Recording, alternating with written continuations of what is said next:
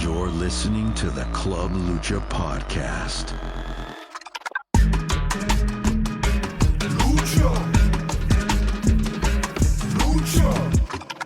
Hi, and welcome back to the Club Lucha Podcast. I'm your host, Foos, back again for another episode. Today's episode will be focused on the results of the 90th anniversary show for CMLL, which happened on September 16th, 2023. By the time this episode releases, I'm predicting it will be around September 30th, depending on how fast I can put it together. I'll also be sprinkling in some other lucha-related news here at the start, just things that seem significant or interesting that have happened since the last episode dropped. Additionally, here at the end, I'll be dropping in a short recap of CMLL's Noche de Campeones, which happened one day before this episode was released. I had to add that here at the end of the show because it was such a good show. I need to talk about it. And my deadline for having the show released kept getting pushed back. So I had to add a little bit more work to it. And now we're getting a slightly longer, less focused on the 90th anniversary. Still mainly focused on the 90th anniversary show, but we're going to include that Noche de Campeones show as well.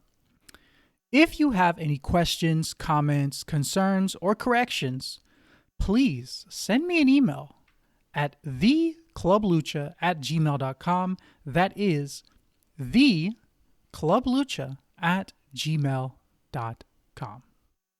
First up is the news. The biggest news I have for you is regarding Que Monito and CMLL. The man who has portrayed Que Monito for almost 20 years has major issues with CMLL. On September 22nd, Jesus Juarez Rosales spoke out against El Consejo Mundial de Lucha Libre for fraud and mistreatment he experienced from the company. I'm not sure who reported it first. It's on a ton of Spanish-speaking or a ton of Spanish wrestling and sports sites now. I think the article that I was looking at, because I was reading through a bunch of the articles, and I remember the original article that went up, and I remember this because Cubs fan Lucha Blog shared it, and I read through the article when he first posted it, and I tried to go back to that tweet and read from that article, but the link was dead. So I'm not sure what happened to that website's reporting of it. I had to go back and just look through a bunch of sites to, I guess, try and get the full story again. I think the one that I got the most information from, though, was Solo Wrestling. I think they painted almost the same picture that the first report, the first website, the first person who reported this, all that same information, they basically had the closest to it. But I looked through a lot of them. A ton of people online, a ton of sites were talking about it. And basically that the issues Rosales is having with CMLL, there's a lot. And a lot of this seems to come from Rosales' intention to retire as Que Monito. He has been battling health issues for a while now. CMLL did not want a public retirement for Que Monito. This is what he says, that CMLL did not want a public retirement for Que Monito. This is what he alleges. Instead, they wanted, I guess, kind of to quietly pass along the persona onto another person, kind of like a smooth transition of power for Que Monito, wanting us to believe that Que Monito, he's just simply ageless. Don't notice the guy behind the mask. Just notice this character, right? He's the same character, different guy. Sure. Other issues that Rosales is bringing up, the original Que Monito, he says he's owed some money, so missing wages. He says he's been humiliated at work. There's workplace abuse, and he alleges discrimination in the company because of his dwarfism. Originally, Que Monito wanted to retire back in 2020 during the beginning of the pandemic. He was convinced to continue working. Que Monito says he was not really paid a lot during the pandemic. From my understanding is he was not paid a lot or really at all during the pandemic. He noted a decrease in his wages after returning back to work. He also had additional restrictions placed on to him by CMLL as to what kind of activities, I guess, what I'm assuming here is maybe like money-making activities he could participate in.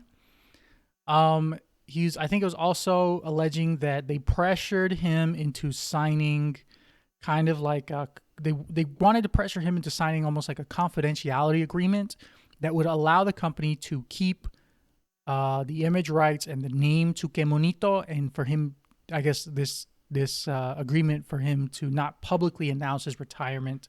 Again, more behind the scenes. It is, I think, worth noting that, from my understanding, CMLL does own the rights and the trademarks to the Que Monito name and character.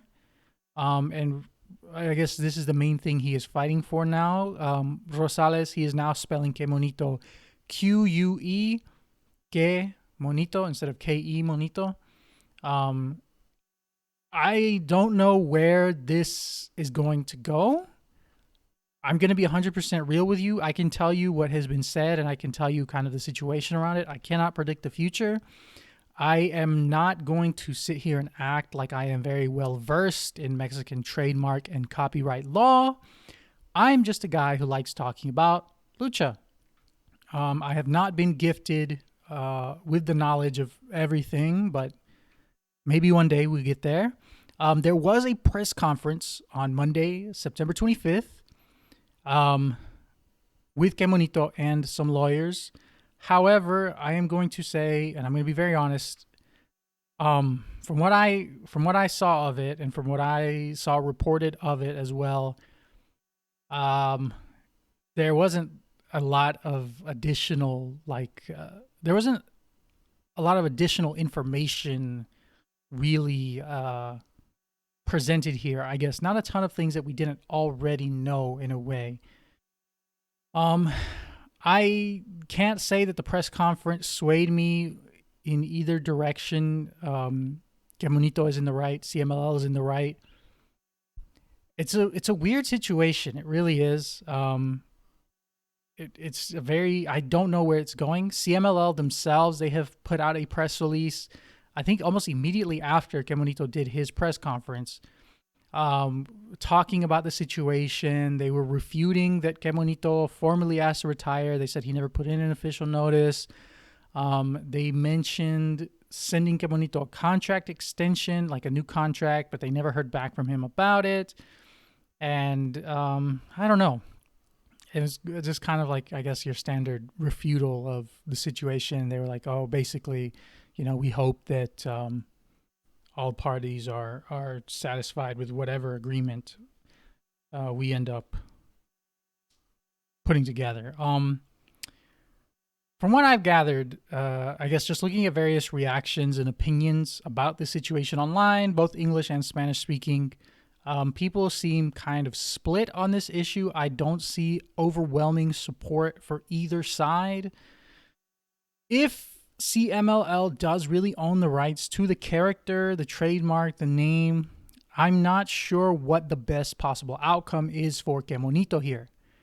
It was pointed out by a few people that the examples the lawyers were bringing up in the press conference of luchadores who tried to sue for their names and their image and their masks and their characters, that maybe these examples were not the best because a lot of those luchadores did not win their characters. I guess they still had to change their character anyway. I'm very empathetic to Que Monito. I don't know how this is going to turn out for him. I don't know if he's really in a favorable situation, or if this is really going to change anything about, characters and who owns characters in Lucha Libre. We'll see. I'm sure this is either going to go on for a while, or, maybe they settle and they work something out. I truly have no idea, but we'll see how it goes. However, kind of like a crazy tidbit, and I think one of the things that really kicked this whole thing off was because after the 90th anniversary show, there was like a co-promoted sort of concert or something I don't remember where it was, in some famous venue in Mexico City, where CMLL kind of soft launched Kemalito, right? The evil brother of Kemonito. He's red. He has devil horns. It really shows he's a villain, and he's not the good-natured and kind regular Kemonito. It's more of like an evil, twisted Kemonito, right? Like an angel and a devil on your shoulder type situation.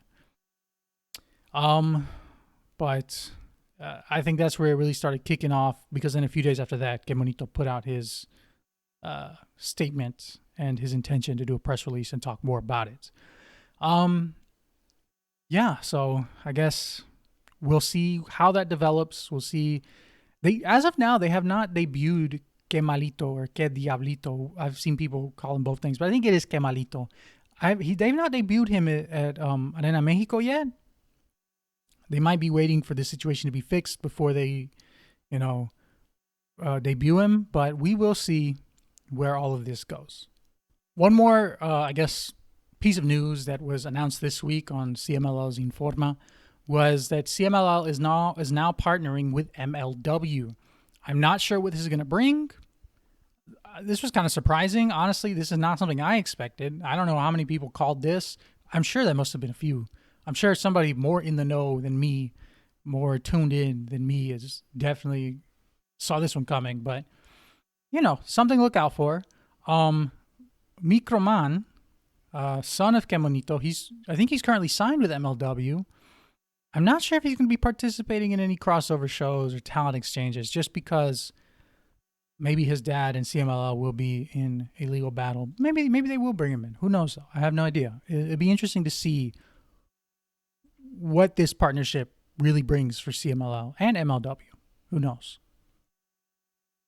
But really, that's all I got on the news. So I want to go ahead and move forward, and let's discuss the CMLL 90 Anniversario show. And then after that, we can talk about Noche de Campeones. So, 90 Anniversario, we're celebrating 90 years of CMLL, 90 years of Lucha Libre, the oldest continuously running wrestling promotion in the entire world. 90 years, to put that in perspective, I guess for people who can't count to 90, that is more history than some countries, right? I think this is pretty insane for wrestling promotion, because 90 years ago, the Great Depression was literally happening. 90 years ago, Albert Einstein roamed the earth. The first King Kong movie was released in 1933. CMLL is as old as King Kong. Imagine that. Anyways, I'm predicting, and this is going to be a pretty safe prediction, I'm going to say, CMLL will definitely, more than likely, make it to 100 years. And that one is going to be a sight. I'm telling you right now, 10 years from now, go ahead and free the day up. Mark your calendars. CMLL 100-year anniversary show. It's going to be a big one, folks. It's going to be a big one. I don't know who will main event that. It has to be something massive, though. Because 100 years? Are you kidding me? We might see 50-year-old Místico main eventing against literally anybody else. We may not see that, though. Who knows? There's a ton of young talent right now in CMLL who may really develop and become huge, huge names between now and then. 10 years is a long time. 10 years is a really, really long time. But let's just go ahead and start chatting up the actual event. The first match for the 90th anniversary show was a match for the Women's World Tag Team Championships. This match was between Stephanie Vaquer and Zexis against Lluvia and La Jarochita. Initially, I missed this match. I was rushing home. I was out at a festival, and I thought I was going to make it back on time. I was a little bit late, so I just completely missed this match. But just because I missed the match at first doesn't mean I didn't go back and watch it. I went back after the show was over. They put up the VOD. I went back, That's kind of, I don't know if you heard that. That was like a rewinding noise I made there. I went back and I watched this first match because everyone was saying, wow, that was a fantastic match. And let me tell you, my thoughts on it are very simple. It was a great opener. It was a good match. The championship that they were fighting for was created this year, and this was the very first match for it. Previously, Stephanie Vaquer and Zexis, they held the Occidente women's tag team titles, but I don't think you can hold more than one belt of the same division at once. So if you hold the Occidente women's tag team titles, you can't hold the world tag team titles. So when they won, which I'm going to tell you, I mean, I think I already said that. I don't know if I said that already. Yeah, Stephanie Vaquer and Zexis won. They vacated their Occidente, and they got these, which are, I guess, a tier higher. They're more prestigious, even though they were just created. And funny enough, the Occidente titles that they vacated were also created this year, and they were also won by Stephanie Vaquer and Zexis over the same opponents, Lluvia and La Jarochita. If Lluvia and La Jarochita had won, I think they also would have had to vacate their national tag team titles. And CMLL, they do have a lot of titles, and a lot of people criticize them for that. I don't really mind it too much, honestly. If we're being completely real, that's not really something that's in the back of my head. I'm like, you need less titles, because I think they look cool, right? And of course, it diminishes the value of a title, but come on, we're talking about Lucha Libre. Like, a title already doesn't matter as much as like a mask or some hair. But I do think the titles do add a little bit of prestige to cards when we get to really good matchups. Because, I mean, if it's a good matchup, if they put on a good match, that adds prestige to the title anyway. So I'm not mad about there being a ton of titles. It's whatever. Stephanie Vaquer, probably my favorite Amazona on the CMLL roster. And here coming up, the women actually get a whole month of events here in October, events, tournaments. I think the Universal, they're going up for the Universal Championship. They get an International Grand Prix. There's some good things coming up for the women of CMLL here in October, so keep an eye out. Second on the card, we had the Copa Independencia final. We had winners from each of the qualifying matches show up here, and those winners were Esfinge and Rugido. I've said it previously. I'm going to say it again. I really like Esfinge's mask, and I really like his finishing pin, El Nudo Egipcio. I don't think this match was bad, but I do think that this match should have opened. I think that the order of this match and the women's tag should have been switched. I think this would have been a better opener because it. I think the women's match was better than this one, but again, I'm not going to say this was a bad match. You'd probably be all right if you looked at your phone a few times during this match. Again, it wasn't bad, but it wasn't the best match of the night for sure.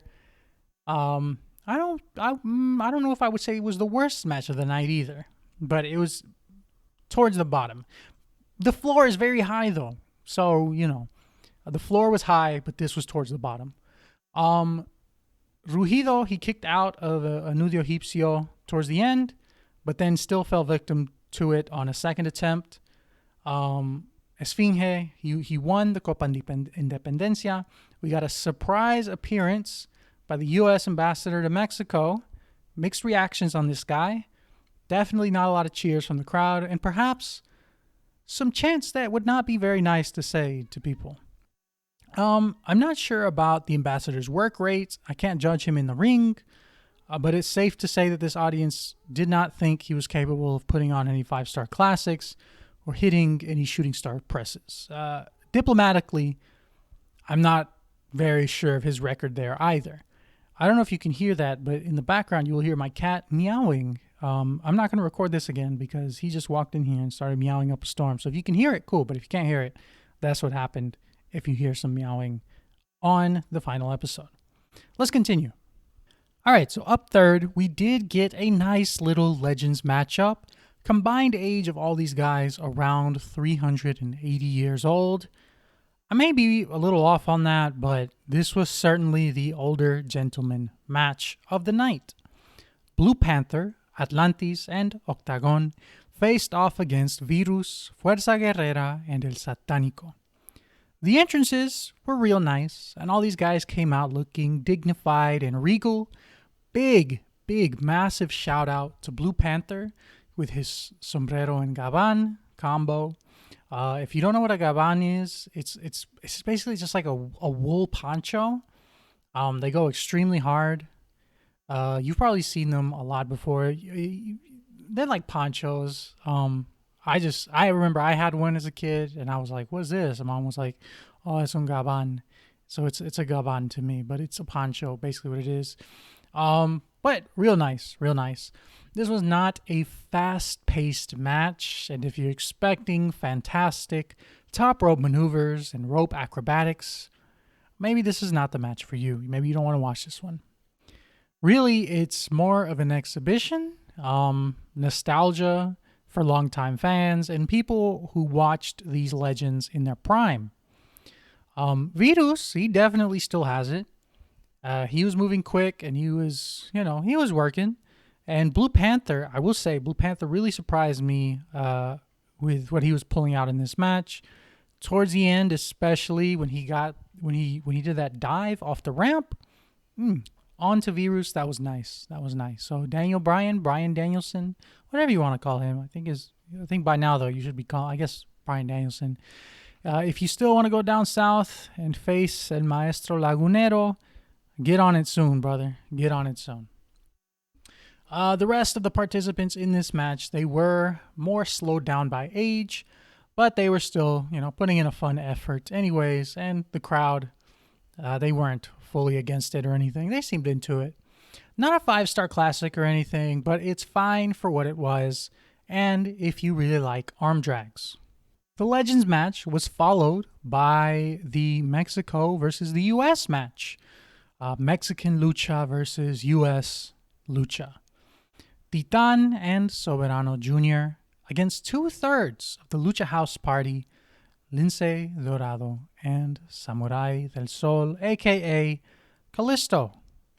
Shout out Lince Dorado, whatever you want to call it. I don't know how I messed that name up right there. Shout out, because when I hear Lince Dorado, I want to say it with an English accent, but then I'm like, these are two Spanish words. Why do I want to say it with an English accent? WWE conditioning, I guess. But shout out Lince Dorado, coming out in an incredibly fresh get-up. That robe went kind of crazy, brother. And Soberano Jr. for Team Mexico. He's always coming in the fresh fits. This match delivered. Lots of exciting action here. One spot that was a bit off, Samurai del Sol, kind of, I think he was going for like a springboard off the top rope to the outside. But I think maybe there was a slip there, slipped off the ropes, and he kind of fell a bit short there. But, they recovered well, I think, because immediately after that, Lince Dorado, he did a dive to the outside as well. But they recovered well off of that. In their defense, I'm sure those ropes are not the easiest to not slip on. Can't take too much off for that. I thought that maybe this is just me being overly picky or maybe overly analytical about something like this, but I did think that there was a little bit of timing issues, not enough for it to be like super glaring, but I thought there was a little bit of timing and maybe positioning sporadically throughout the rest of the match, maybe like 1 or 2 times after this. It's not really noticeable. I don't think it's really noticeable if you're not looking for it. I do think that other people noticed it, however, because I don't know if I was listening to someone's podcast episode about it and they mentioned it, or somebody's write-up and they mentioned it. It was either, and I can't remember if it was Cubs fan's write-up, because he did a pretty good write-up. Somebody else did a write-up too, and I can't remember who pointed it out, but I was reading it and I was like, that's Like, I remember mentioning this to somebody, and then when I read that, I was like, okay, so I'm a little bit justified because it did feel like there was a little bit of a timing issue at 1 or 2 points, but it really was not enough that it would like throw off the rest of the match. I guess if you're not looking for it, you're not going to notice it. They did swerve me on the ending because I expected Lince Dorado and Samurai del Sol to lose. They pulled out the victory though. It was a shooting star press 450 splash onto Titan and Soberano Jr. I don't think the crowd expected it either because they cooled down a lot as well. They're precious Mexicans defeated by the Americans on this day of Mexican independence, but they would heat back up with the next match. Our fourth match, this was presented CMLL versus New Japan, but it also could have actually just been Mexico versus the USA again. This really could have been another Mexico versus US. The New Japan team, Kevin Knight, TJP, and Rocky Romero facing off the CMLL team, Místico, Máscara Dorada, and Atlantis Jr. Insane, absurd, phenomenal drip here by Team New Japan. They came out draped in American flags, cowboy hats on their head, and bandoliers across their body. They were fresh. They were looking like some American outlaws of the Old West. And it worked, too. Not to be outdone, Místico comes out, these massive angel wings on his back, absolutely nuts. Absolutely nuts. When I saw that, I said, my God, this is incredible. This man came out with the angel wings, a true man of God. Living the gimmick, brother. Living the gimmick. That was very real. Very good entrance. It was a really good trios match with the New Japan team being very good, Rudos, and Team CMLL coming back on falls 2 and 3 to win it. One spot I particularly enjoyed, the second fall. Místico popped up Máscara Dorada on his shoulders. Then Máscara Dorada jumped down onto TJP and Kevin Knight and kind of fell back into like a double DDT. So from the top of Místico's shoulders, he kind of jumps down, grabs their heads as he's coming down, and DDTs them. And I thought that was really, really nice. There was a lot of pretty good spots in this match, though. I think it was very good. Zacarias was there, El Perico Zacarias. He was spotted on the ramp. I saw him a few times. He really didn't do anything other than come out with them, though. So he was there. Good guys. They end up winning. Big applause by the audience. But then they get beat up by Rocky Romero and his goons.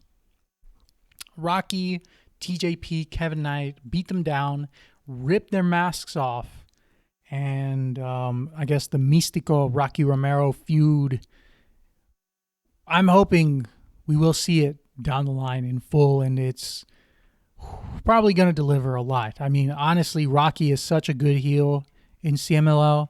Místico always has the crowd eating out of his hand. Come on, man. That is going to be crazy. Whenever they do that, whenever they run that, it's going to be a good one. I'll tell you that right now. It's going to be a good one. Our last two matches were two Lucha de Apuestas. However, it's two matches, but it's really more like 2.5 matches. Because in order to get to the Lucha de Apuestas hair versus hair, we have to set that match up first with this tag match, Último Guerrero and Averno against Volador Jr. and Ángel de Oro. The tag portion of the match was good. It served its purpose. It got us into the actual apuestas. Último Guerrero and Averno, they had a good partnership going up until they didn't anymore. Último Guerrero landed a few hits on Averno accidentally. He didn't mean to, so it's kind of like that miscommunication. Averno has had enough, and he takes 2 hits from Último Guerrero. He has enough. He gets up. He clotheslines him. And then Ángel de Oro and Volador Jr., get the win in the tag match, and it sets up the actual Lucha de Apuestas. So, Averno and Ultimo Guerrero, your night is over. Head on to the back. We got our apuestas going now. I'm going to tell you right now, before I even discuss the details of this apuestas match, hair versus hair, Volador, Ángel de Oro, I'm going to tell you this was the best match of the entire night. One of the best matches of the entire year. In my opinion, one of the best matches of the entire year. Not just in CMLL, not just in Lucha Libre. I would say this is one of the best matches of the year across any promotion. The very first minutes of this match, the very, very first minutes, Volador Jr. gets a severe shoulder injury after getting slammed into the barricade at ringside. On a slam, like getting thrown into it, something that is done a lot, actually. Like a lot of people take this bump, take this hit, whatever you want to call it, and, that's like routine, right? It looks gnarly, but I mean, I can't imagine it causes a ton of injuries, but it injured Volador Jr. extremely severely, right? And this isn't the type of injury where, like, he's like touching it and like he's still using that arm and like, he's probably has some discomfort. He's going to get looked at after the match. Volador Jr. could not raise his arm over his head. He could not use his arm. It was like out, right? And this is the type of injury, 9 times out of 10, I would say this injury stops any normal match. If this was just a regular match, this injury would stop it, right? Honestly, you can't stop it here, though. Brother, we are in the semi-main event of the 90th anniversary show. Your hair is on the line. You stop this now, and you go home bald.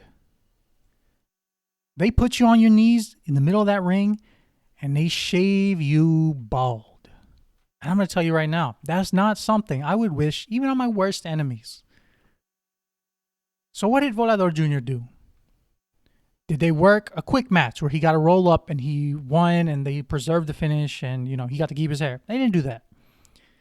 Brother, they went out there and they put on a classic, a banger, a damn good match.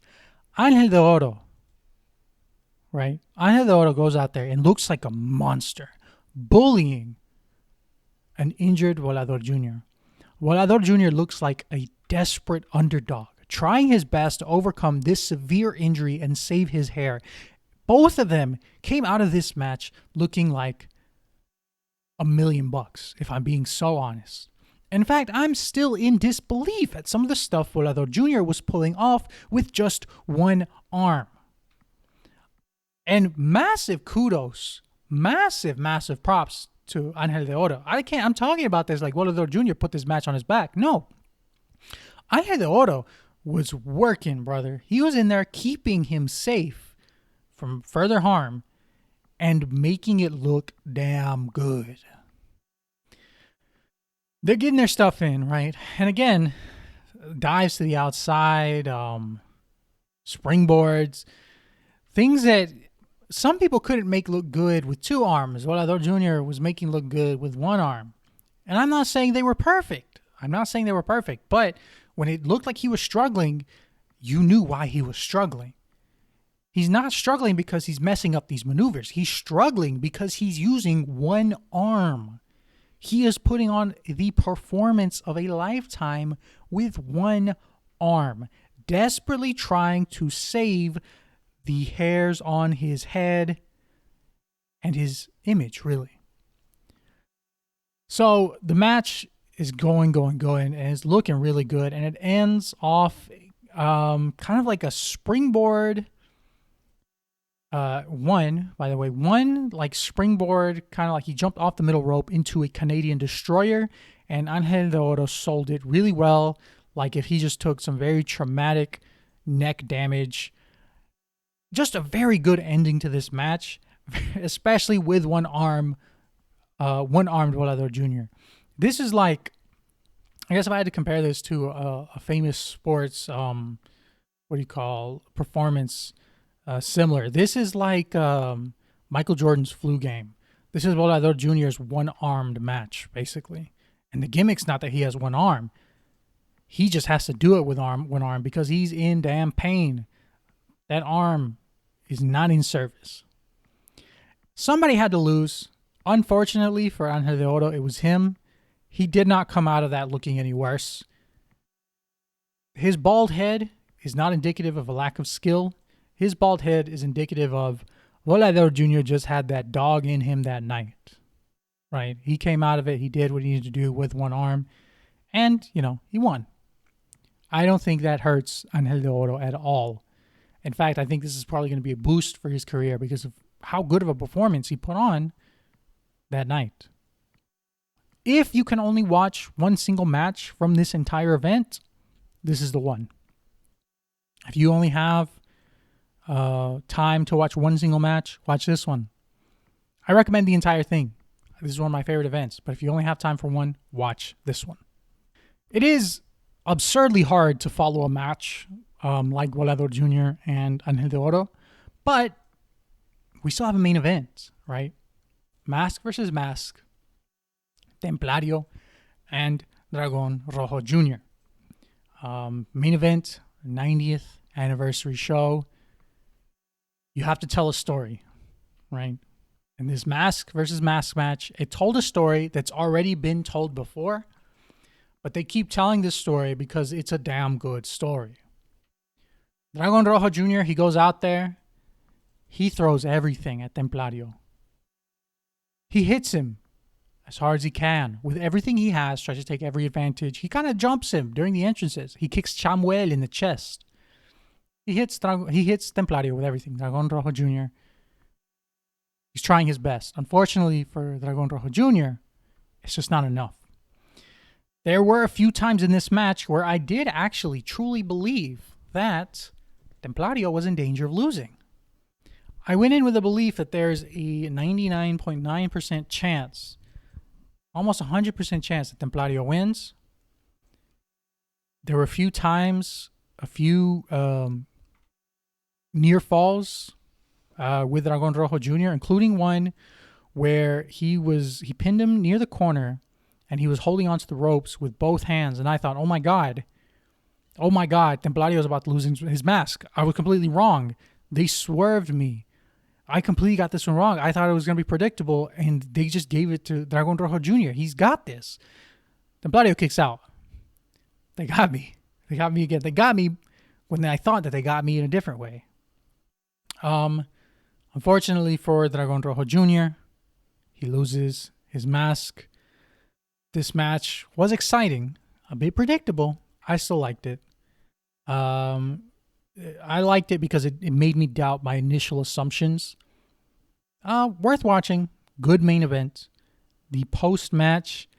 One thing I didn't like about the post-match was I think Dragon Rojo Jr. was trying to talk to the crowd, and they were showing, instead of cutting to him and him being the main focus, talking to the crowd, they were doing replays, and then also the commentary team was just speaking over him, so I couldn't really catch what he was saying while he was trying to talk, if that makes sense.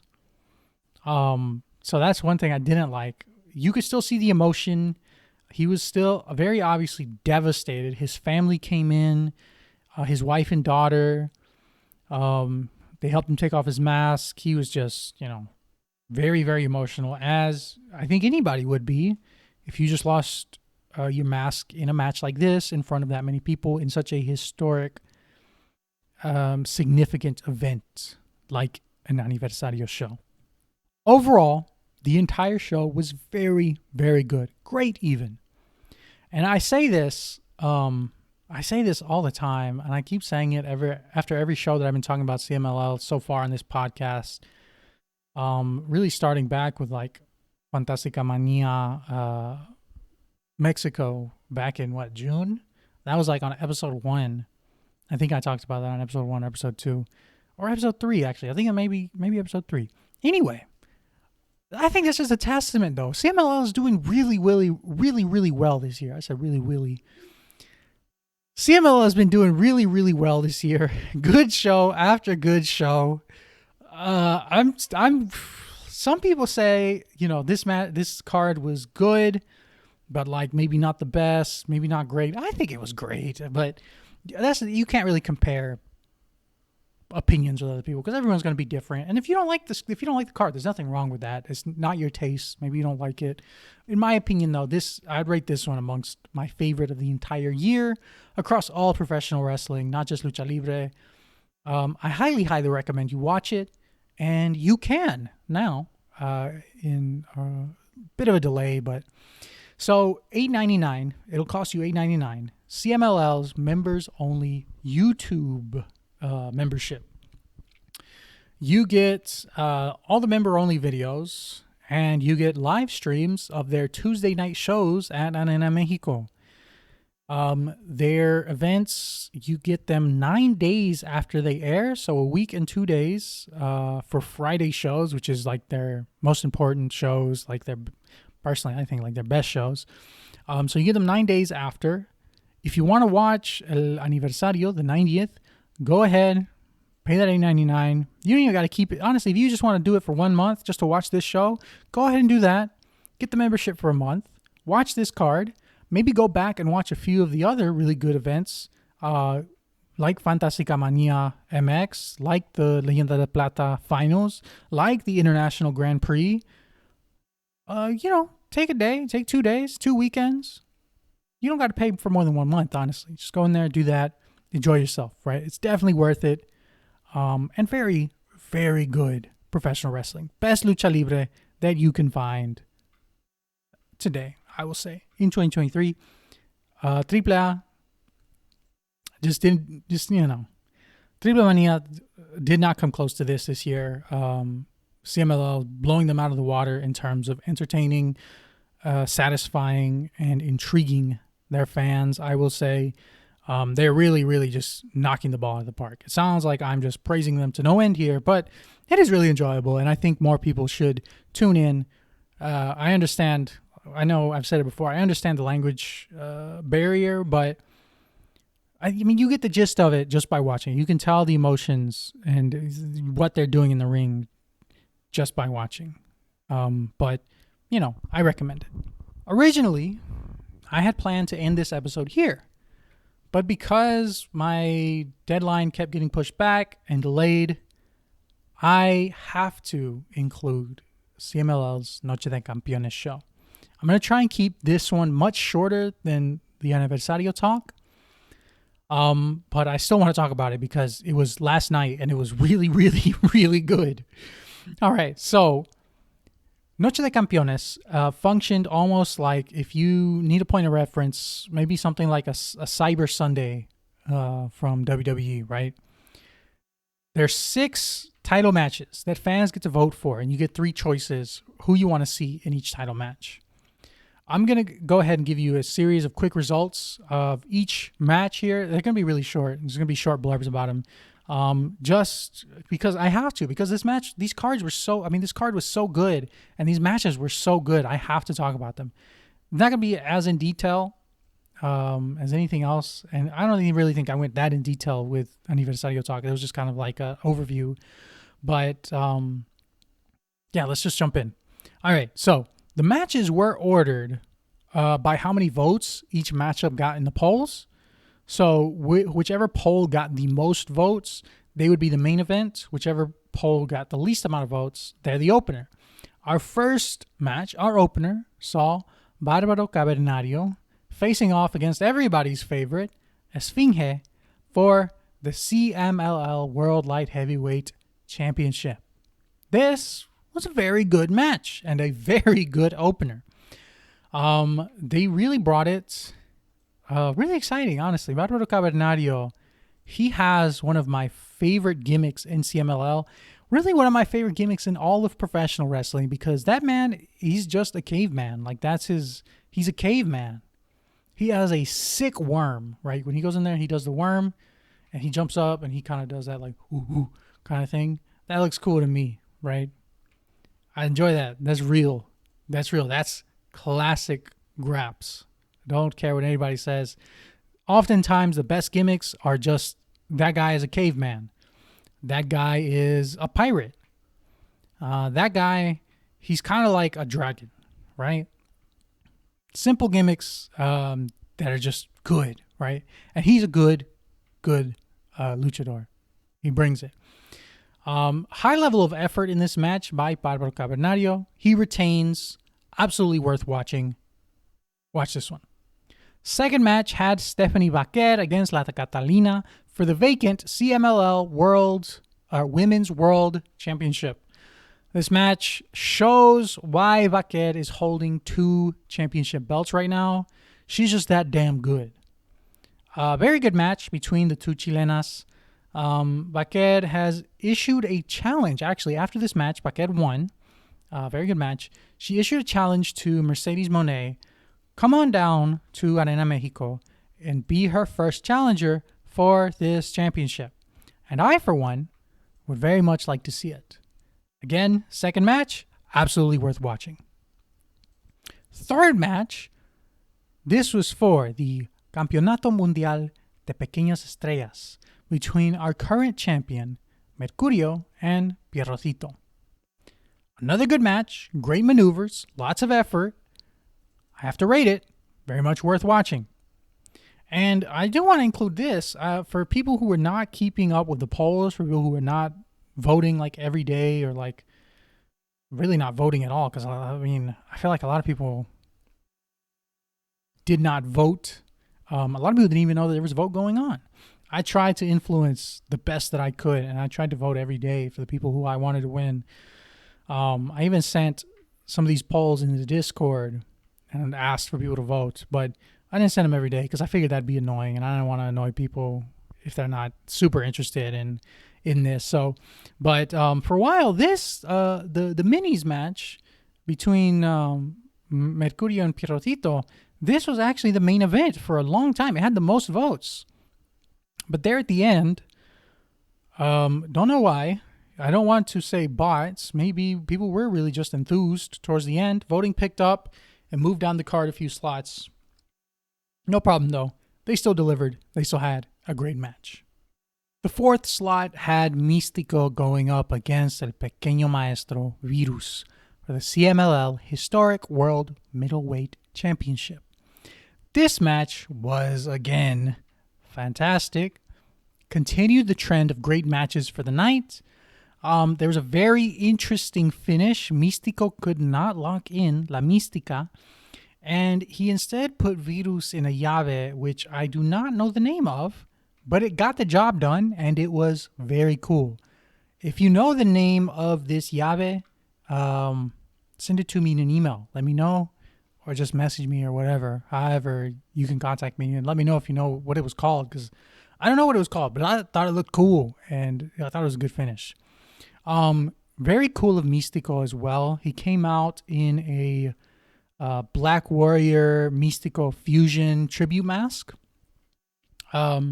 They faced each other 17 years ago, mask versus mask, Arena Mexico, for the 73rd anniversary show. Great show of respect for Black Warrior. If you don't know, Black Warrior passed away earlier this year in January.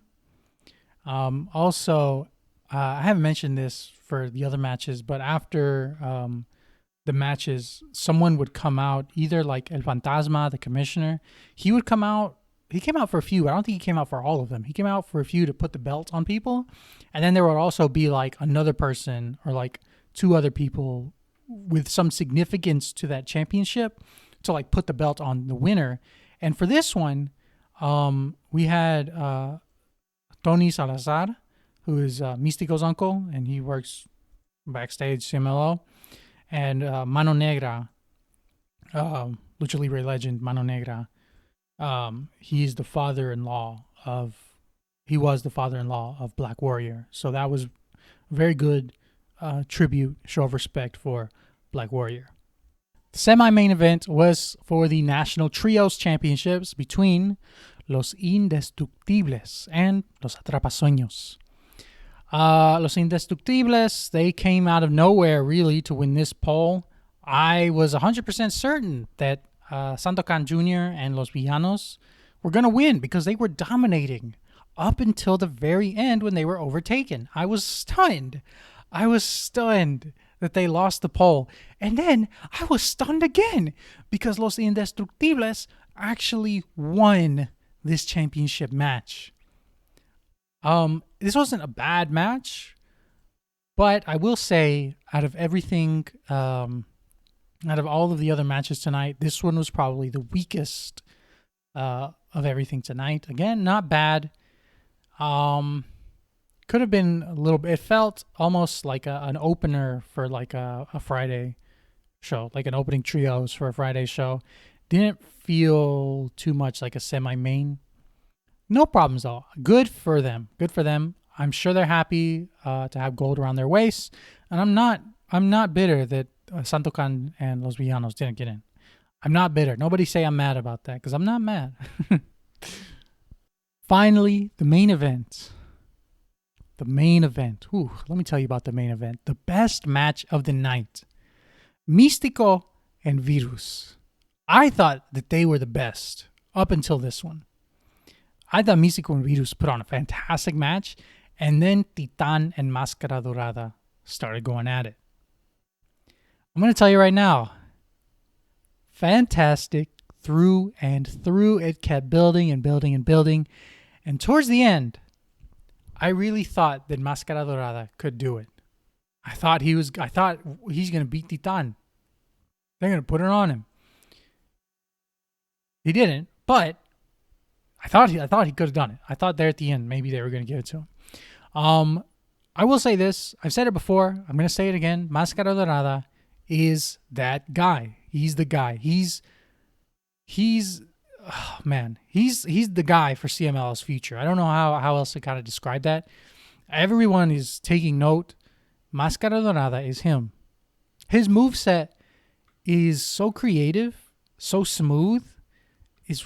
I think my personal favorite right now. I think it's the best in all of CMLL. And I'm a huge Místico fan. I love Místico, right? If you ask me who my favorite luchador is in CMLL, it's Místico. It's absolutely Místico. Máscara Dorada is a close second, though. I'll tell you that right now. His moveset is nuts. He has one of the most exciting in all of Lucha Libre. And I'm going to take it one step even further than that. He has one of, if not the most exciting moveset in all of professional wrestling right now. And I'm not like a hot take merchant. I'm not somebody who's just like, hot take this, let me say something controversial just to hear myself talk. Because I don't even think this is a hot take. I don't think this is a crazy thing to say. He's out here executing maneuvers, dives, and flips that, I don't know who else is doing it like him. And there's a lot of guys who are doing it really, really well right now. But like him, I don't know, man. There's this one really, really good spot where Titan was dazed by the barricade and Máscara Dorada runs down the outside and does like a cutter from inside, I guess, the barricade to outside on Titan, and just kind of like cutters him on the barricade, and then Máscara Dorada lands on the outside of it, and that looked great. That was so smooth. I was like, I don't know, man. Like the things he's doing, man. He's different, man. He's different. He really is. And I'm not saying that he was carrying, because Titan was not slouching off. Titan was cooking, right? Titan was doing his damn thing as well. Crowd was going nuts. Crowd was really, really loud, especially there at the end. I was hypnotized what I was seeing in the ring. That last sequence with Máscara Dorada caught up in La Llave Inmortal, which is kind of like a Muda lock. It's kind of like he traps the legs in almost like a figure four, like a cruceta, but instead of going away, he it's like inverted, and then he leans back and he bridges.